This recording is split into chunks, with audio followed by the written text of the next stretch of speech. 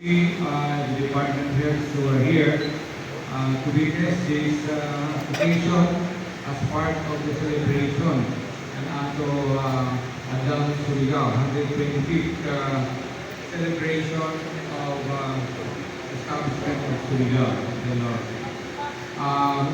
The governor who is here personally, Governor Barbers, and Mayor Paul Imlao, City Councilor here, Councilor Heli, Councilor Sura, Councilor Lumba, and Councilor Ravelo.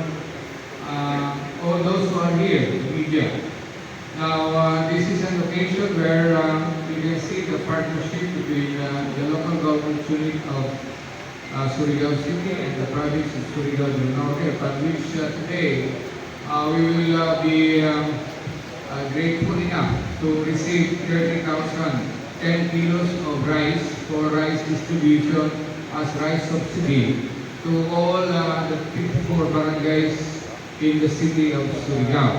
I do understand that there will be about 30,000 of this that will be distributed based on the CBMS criteria, as well as the other requirements that need to be finalized by the City Welfare and Development Office. In any event, this is something that we look forward, as always, from the local government to the province of Surigao del Norte, and making sure that our steadfast commitment para sa atong mga katawhan Surigaonon na nagilait in taon karon sa kalisod tungod sa crisis na atong giatubang.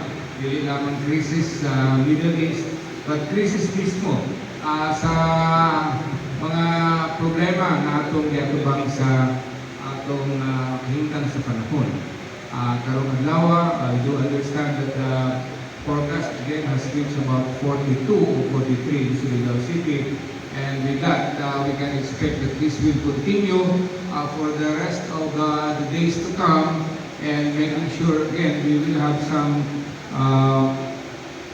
initiatory move on how we can respond to these pressing issues. In any event, we are here to witness a commitment of two leaders, a commitment that goes with saying that we are here to serve, we are here to make sure that people will realize that there is government, and we are here making sure that everyone is no one is left behind.